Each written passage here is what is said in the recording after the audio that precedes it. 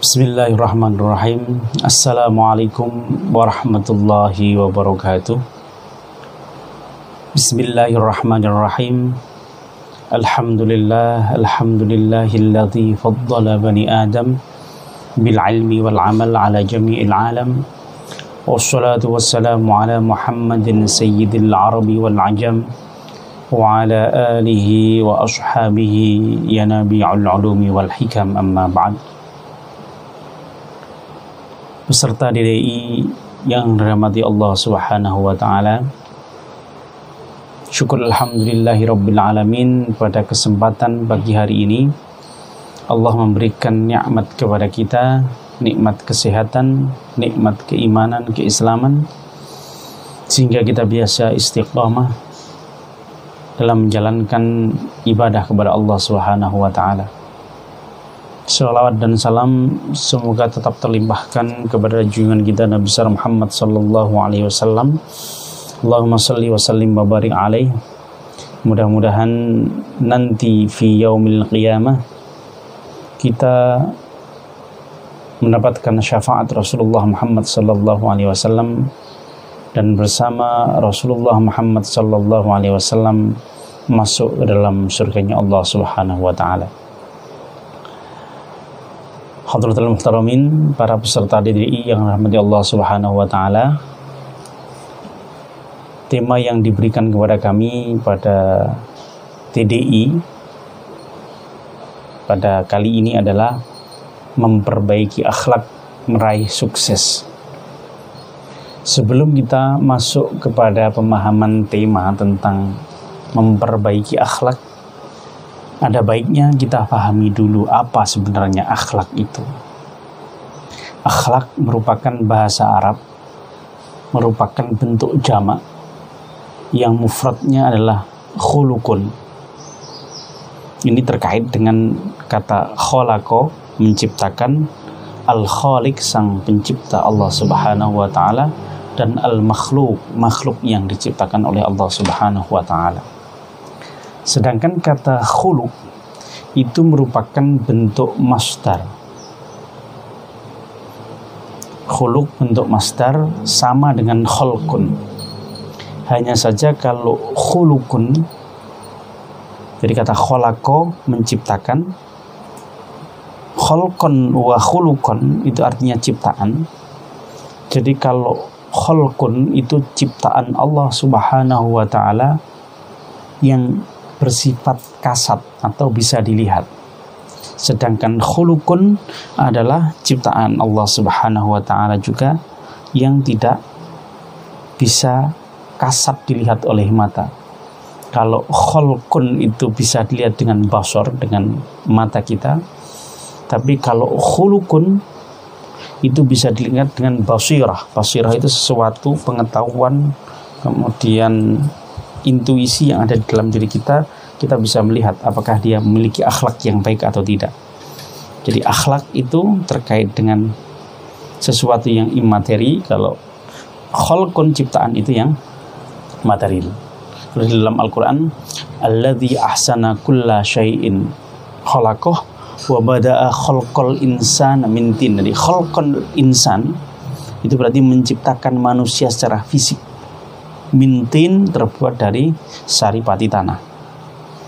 Tapi kalau akhlak itu di dalam Al-Quran, Rasulullah Muhammad SAW disebut wa innaka la'ala khuluqin azimin.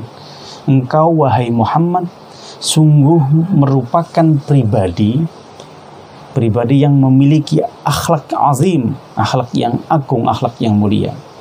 Jadi ada khalqun, ada khulukun. Kalau akhlak itu mufradnya yang khuluk ini. Peserta DDI yang dirahmati Allah Subhanahu wa taala,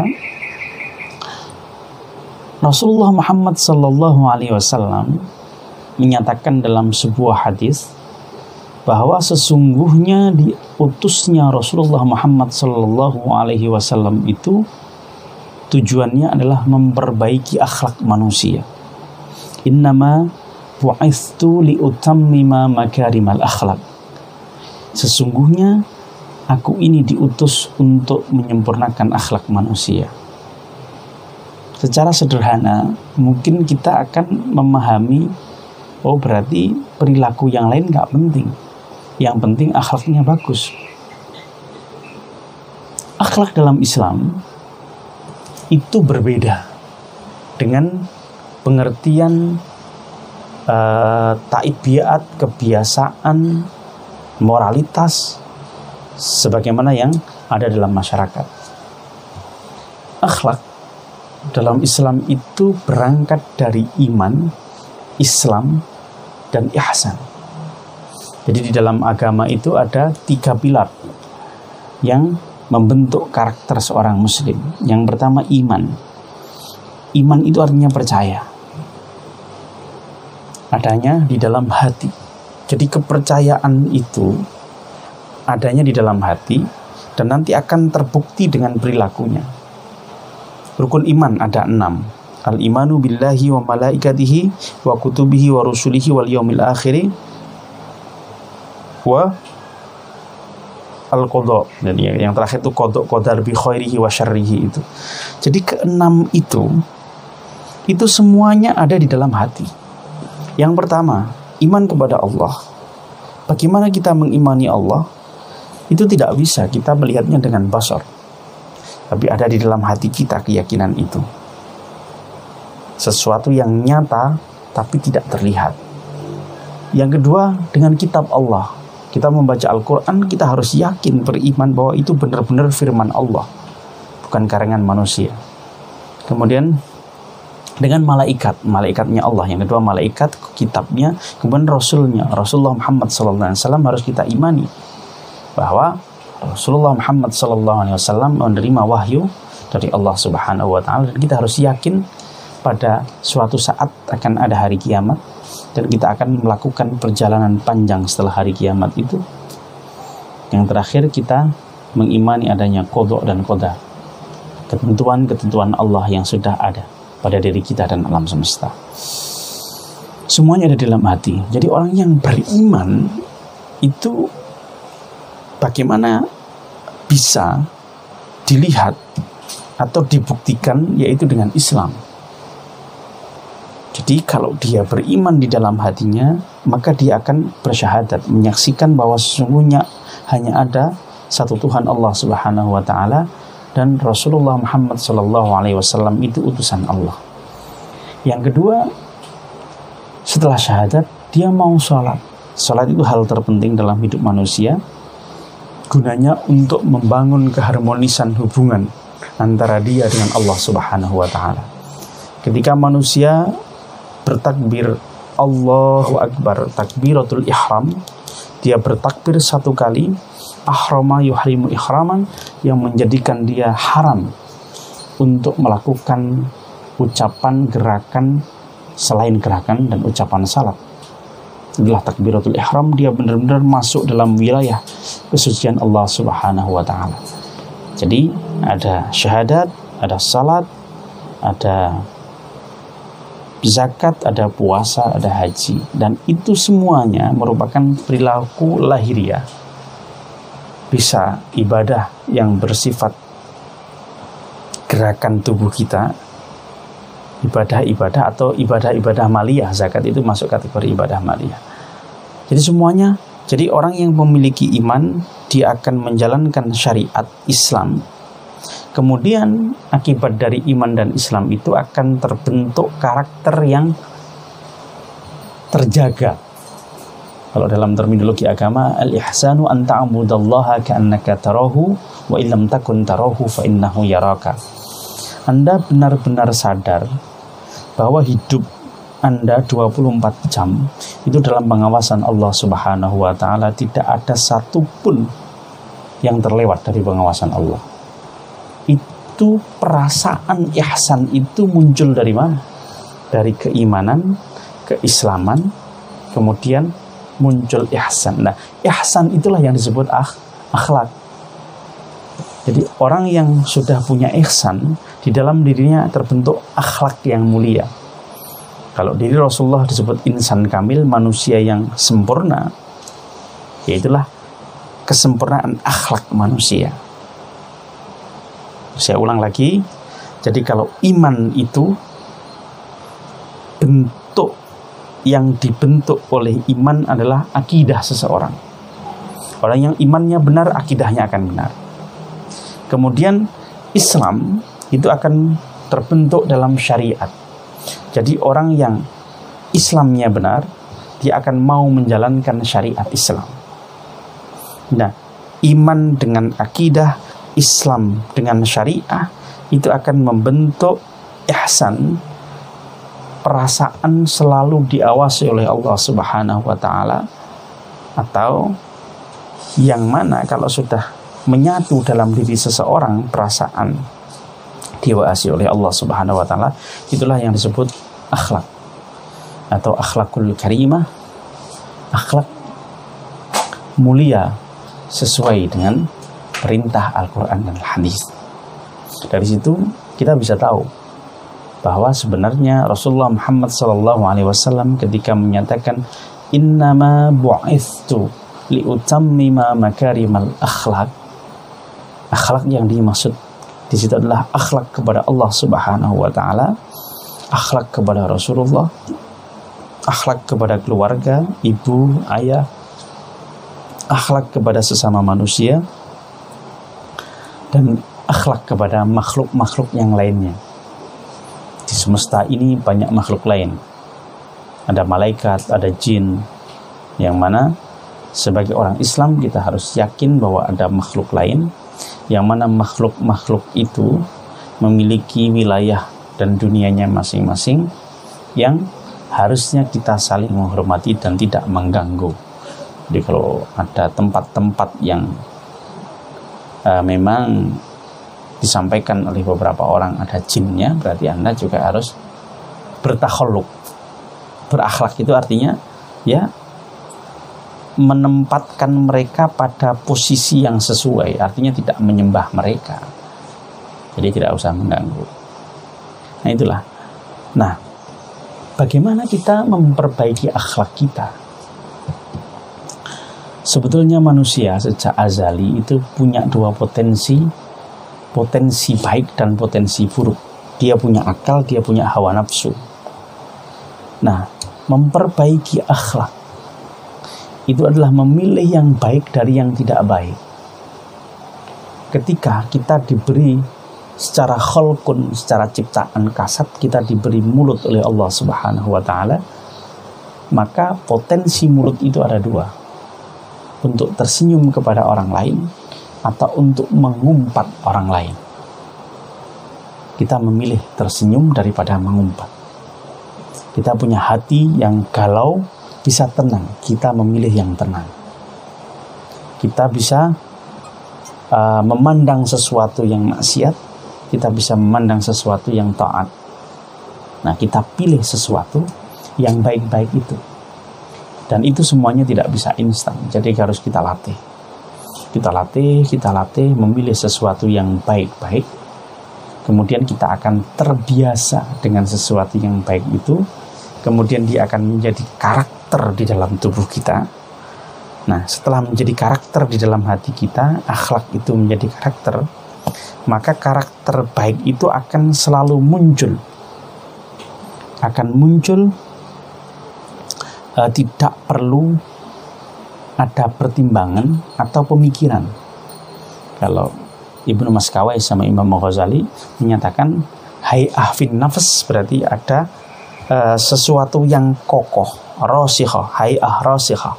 Jadi sesuatu yang tabiat yang kokoh melekat di dalam diri kita, yang mana ketika kita mau melakukan sesuatu itu langsung secara spontan muncul.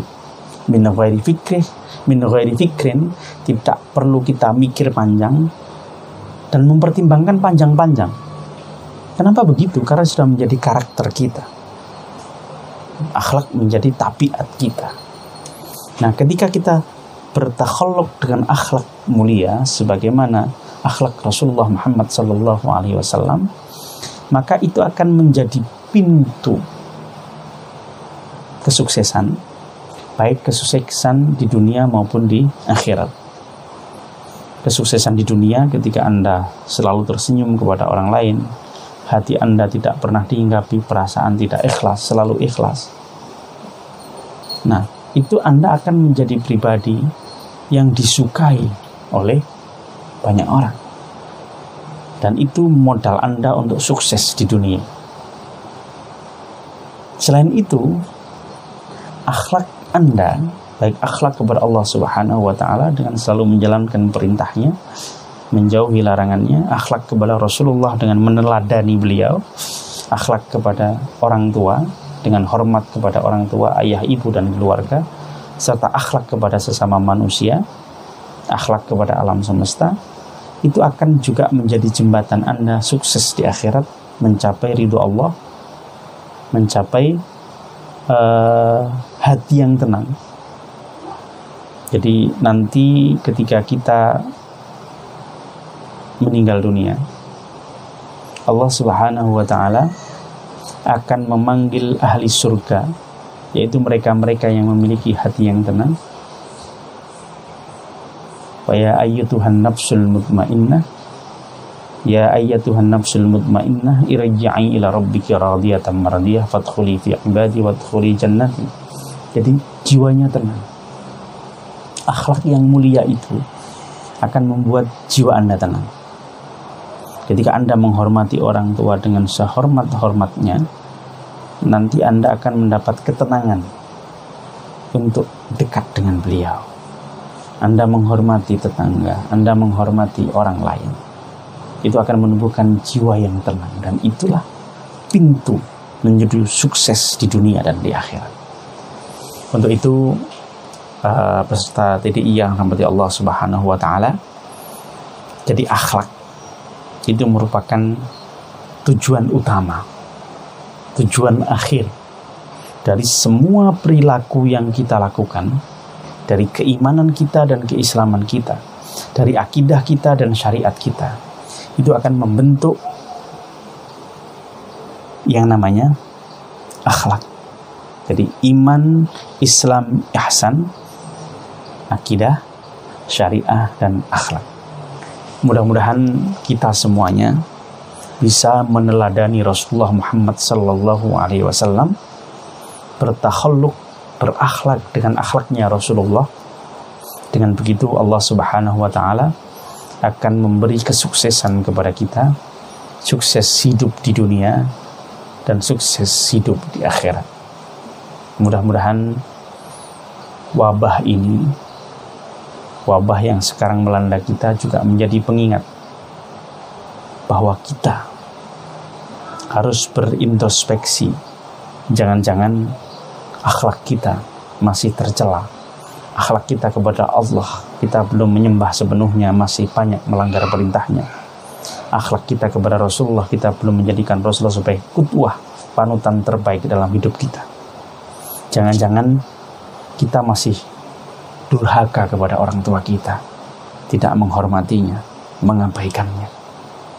Jangan-jangan kita masih belum berbuat baik kepada sesama manusia, kepada teman kita, kepada tamu kita, kepada tetangga kita. Kemudian jangan-jangan ekosistem yang ada di alam raya ini kita rusak. Makhluk lain kita rusak, makhluk lain kita ganggu, sehingga keharmonisan hidup dengan akhlakul karimah itu belum kita gapai. Terima kasih, mudah-mudahan apa yang kita lakukan dalam hidup kita bisa kita kendalikan dengan akhlak yang mulia, sehingga kita selamat fid din wad dunya wal akhirah, sukses fid din wad dunya wal akhirah. Terima kasih, mudah-mudahan kita, keluarga kita selamat dari wabah yang sedang melanda. Kita bisa maksimal dalam belajar dan mengabdikan diri sebagai khalifatullah, membangun kesejahteraan, keharmonisan di alam semesta. Tetap semangat. Saya akhiri, kalau ada yang salah saya mohon maaf. Wallahul muwaffiq ila aqwamit thariq. Wassalamualaikum warahmatullahi wabarakatuh.